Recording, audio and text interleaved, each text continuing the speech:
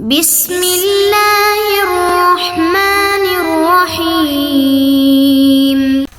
بسم اللہ الرحمن الرحیم الحمد للہ رب العالمین والصلاة والسلام علی رسولہ محمد وآلہ واصحابہ اجمعین اما بعد۔ درس نمبر 42۔ آج کے سبق کا عنوان ہے خطبہ تنقیح، حصہ 13واں، والنصوص منصۃ عرائس افکار المتفکرین کی تشریح۔ تنقیح کے خطبے کا ذکر چل رہا تھا اور اس میں مصنف نے علامہ صدر الشریعہ رحمۃ اللہ علیہ نے بہت عمدہ الفاظ ذکر کیے ہیں۔ کچھ حصے کی تشریح گزر چکی ہے اور آج کے سبق میں ان میں سے چند جملوں کی تشریح بیان کریں گے۔ فرماتے ہیں والنصوص منصۃ عرائس افکار المتفکرین۔ اللہ تبارک و تعالیٰ نے نصوص شرعیہ کو بنایا ہے متفکرین یعنی مجتہدین کے نئے افکار کے دلہنوں کے لیے جلوہ گاہ۔ صدر شریعہ رحمۃ اللہ فرماتے ہیں منصۃ العروس اس جگہ کو کہتے ہیں یرفع العروس علیہ للجلوۃ، جہاں دلہنوں کو بٹھایا جاتا ہے، اٹھا کر بلند کر کے بٹھایا جاتا ہے جلوہ کے لیے اور نظارے کے لیے۔ تو اس عبارت میں علامہ صدر الشریعہ رحمۃ اللہ علیہ نے ایک تو نصوص شریعہ کا ذکر کیا ہے اور اس کو ایسے انداز میں ذکر کیا ہے کہ خوبصورت طریقے سے اس کو ذکر کیا ہے کہ اللہ تبارک و تعالیٰ نے ہمارے لیے احکام شریعت کو بنیاد بنایا ہے، اور اس کے علاوہ جو نصوص شریعہ ہے یعنی قرآن و حدیث ہے، اس کو مجتہدین کے نئے افکار کے دلہنوں کے لیے جلوہ گاہ بنایا ہے۔ یعنی ہم اگر دیکھیں تو جو مجتہدین ہیں ان کو قیاس کے لیے نصوص شریعہ کی ضرورت ہوتی ہے، اور وہ نصوص شریعہ کے اندر علتوں کو تلاش کر کے اس سے جدید مسائل نکالتے ہیں۔ تو نصوص شریعہ کو جس طرح بےتابی کے ساتھ اور شوق کے ساتھ وہ دیکھتے ہیں، اس کی تشبیہ دی ہے اس منظر کے ساتھ کہ جب کوئی شادی ہو رہی ہوتی ہے اور اس میں دلہن کے لیے دلہا کے لیے بلند جگہ بنا دیا جاتا ہے، اسٹیج بنا دیا جاتا ہے، اور پھر لوگ اس کے نظارے کے لیے کرسیوں پر بیٹھتے ہیں اور وہ بہت بےتابی کے ساتھ اس کا نظارہ دیکھتے ہیں۔ تو اس منظر کی تشبیہ دی ہے مجتہدین کے ساتھ کہ مجتہدین بھی نصوص کو اس انداز میں دیکھتے ہیں، وہ نصوص کو دیکھتے ہیں تاکہ اس سے نئے نئے افکار اور نئے نئے مسائل کا استنباط ہو۔ والنصوص منصۃ عرائس افکار المتفکرین، اس کی ترکیب یعنی اس میں جو ترکیب ہے یہ بھی بہت عمدہ ہے۔ نصوص مفعول بھی بنے گا علی ان جعل، پہلے گزر چکا ہے علی ان جعل النصوص، یہ مفعول بھی بن جائے گا، اور منصۃ یہ مفعول فی بن جائے گا، اور منصۃ مضاف عرائس مضاف الیہ مضاف افکار پھر مضاف الیہ مضاف افکار پھر مضاف الیہ مضاف متفکرین پھر مضاف الیہ ہیں۔ متفکرین کے نئے افکار، اس میں جو افکار کی طرف مضاف ہے یہ افکار کے لیے صفت ہے، یعنی الافکار المبتکرہ، اور اس کے دلہنے تو دلہنوں کو اس کی تشبیہ دی ہے، نئے افکار ہے اس کو دلہنوں کے ساتھ تشبیہ دی ہے۔ یہ تو مختصر تشریح ہو گئی۔ علامہ تفتزانی رحمۃ اللہ علیہ کیا فرماتے ہیں وہ دیکھتے ہیں۔ قولہ منصۃ بفتح المیم المکان الذی یرفع علیہ العروس للجلوۃ من نصصت الشیء رفعته والعروس نعت يستوي فيه الرجل والمرأة ما دام في أعراسهما يجمع المؤنث على عرائس والمذكر على عرس بضمتين، وفي هذا الكلام نوع حزازة لأن المعاني التي أظهرت بالنصوص وجليت بها على الناظرين هي مفهوماتها والأحكام المستفادة منها، وهي ليست نتائج أفكار المتفكرين بل أحكام الملك الحق المبين، فكأنه أراد أن المجتهدين يتأملون في النصوص فيطلعون على معان ودقائق ويستخرجون أحكاما وحقائق وهي نتائج أفكارهم الظاهرة على النصوص بمنزلة العروس على المنصة۔ علامہ تفتزانی رحمۃ اللہ فرماتے ہیں منصہ یہ میم کے فتح کے ساتھ ہے اس جگہ کو کہتے ہیں جس میں دلہنوں کو اونچا کر کے بٹھایا جاتا ہے نظارے کے لیے. یہ نصست شے سے ہے، جب تم کسی چیز کو اٹھاؤ تو اس وقت رفعتہ اور نصستہ کا لفظ استعمال کرتے ہیں. عرائس کا لفظ استعمال ہوا ہے. عروس کے صفت صیغہ صفت ہے جس میں رجل اور امرأہ برابر ہے جب تک یہ اپنے شادی کے لباس میں ہو. مؤنث کی جو جمع آتی ہے وہ عرائس کے وزن پر آتی ہے، اور مذکر کی جو جمع آتی ہے وہ عرسن ضمتین کے ساتھ اس کی جمع آتی ہے. تفتزانی رحمۃ اللہ فرماتے ہیں کہ اس کلام میں کچھ سوزش قلب بھی ہے، یعنی کچھ کمزوری ہے. وہ یہ ہے کہ وہ معانی جو نصوص کے ذریعے سے واضح ہوتی ہے اور ناظرین پر کھلتی ہے وہ تو نصوص کے مفہومات ہے، اور نصوص سے جو مستفاد احکامات ہے وہ ہے. اور یہ جو احکامات ہے یہ تو متفکرین کے افکار کے نتائج نہیں ہیں، بلکہ یہ تو اللہ تبارک و تعالی جو حق اور مبین ہے اس کے احکامات ہیں. بس گویا مصنف نے اس بات کا ارادہ کیا کہ مجتہدین چونکہ نصوص میں غور و فکر کرتے ہیں اور یہ ایسے معانی پر مطلع ہوتے ہیں، ایسے دقیق عبارتوں پر مطلع ہوتے ہیں اور احکام کا استنباط کرتے ہیں اور حقائق کا استنباط کرتے ہیں جو ان کے افکار ہوتے ہیں اور وہ نصوص پر ظاہر ہوتے ہیں بمنزلہ عروس کے سٹیج پر، جیسے کہ دلہن یا دلہا کا سٹیج پر ہوتا ہے. اس عبارت میں علامہ تفتزانی رحمۃ اللہ علیہ نے ایک تو منصہ کی لغوی تحقیق کی ہے کہ منصہ یہ ظرف مکان ہے، اور یہ اس جگہ کو کہتے ہیں جس جگہ پر دلہا یا دلہن کو بٹھا دیا جاتا ہے جلوہ کے لیے. عموماً وہ پردے میں ہوتی ہے اور پھر وہ اپنا پردہ سر سے ہٹاتی ہے اور لوگ اس کے نظارے کے لیے بےتاب ہوتے ہیں. تو اس طرح نصوص کے ساتھ اس کی تشبیہ دی ہے. پھر عروس کا لفظ استعمال ہوا ہے. عروس کہتے ہیں یہ صیغہ صفت ہے جس میں مرد اور عورت برابر ہیں، یعنی عروس مرد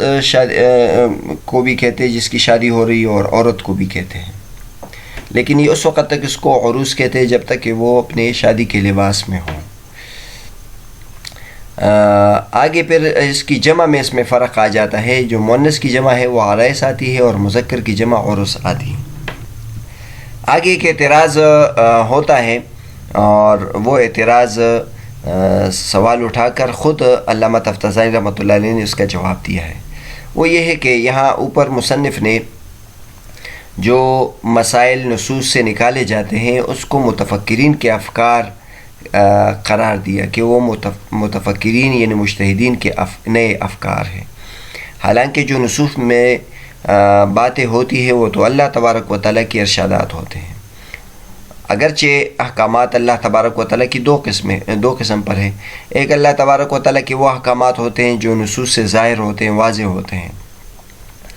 اور ہر ایک اس کو آسانی کے ساتھ سمجھ سکتا ہے، اور ایک وہ نصوص ہوتے ہیں جو پوشیدہ ہوتے ہیں اور مجتہدین صرف اس کو ڈھونڈ کر نکالتے ہیں. تو جو مجتہدین اس کو ڈھونڈ کر نکالتے ہیں وہ بھی ان کے مجتہدین کے احکامات نہیں ہوتے بلکہ اللہ تبارک و تعالیٰ کے احکامات ہوتے ہیں. لیکن یہاں مصنف نے ان احکام کی نسبت مجتہدین کی طرف کی. تو یہ ایک سوال ہوتا ہے. تو خود علامہ تفتزانی رحمۃ اللہ نے اس کا جواب دیا ہے کہ چونکہ یہ جو مسائل ہے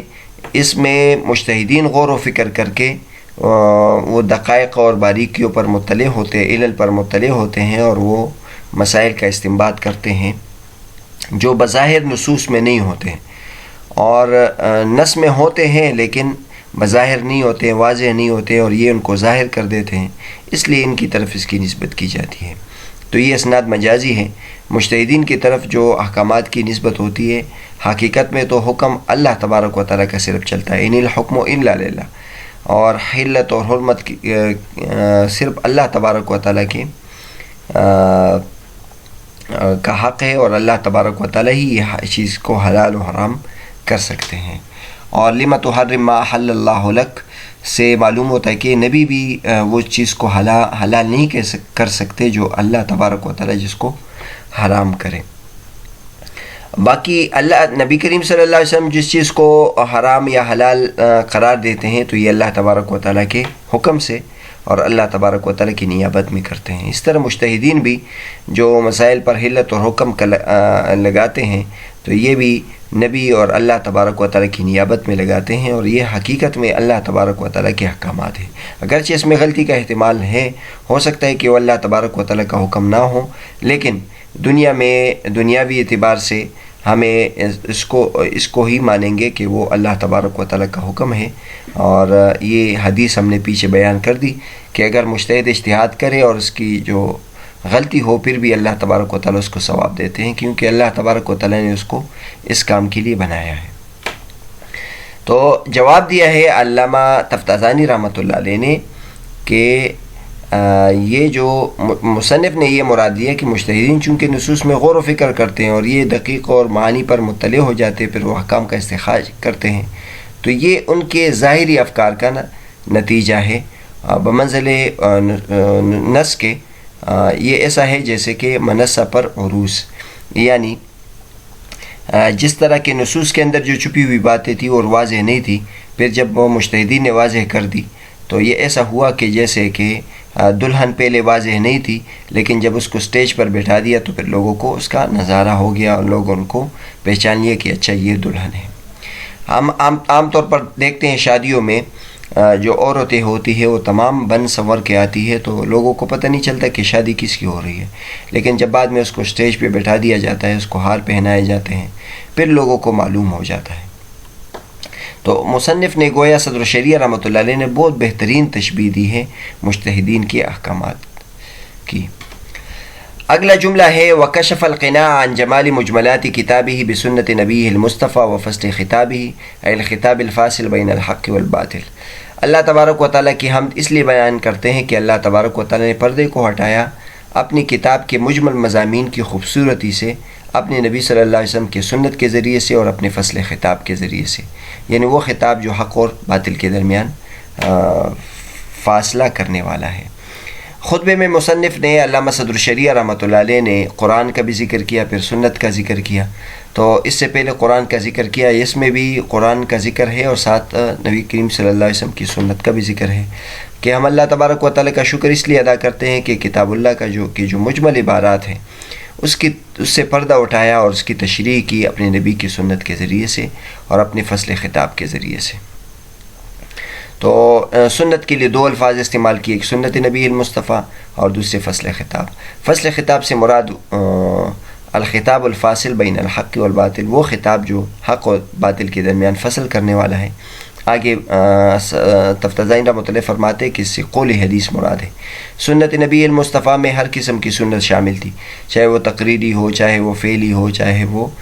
وصفی ہو اور چاہے وہ قولی ہو. لیکن فصل خطاب میں صرف خطاب والی سنت آ گئی، یعنی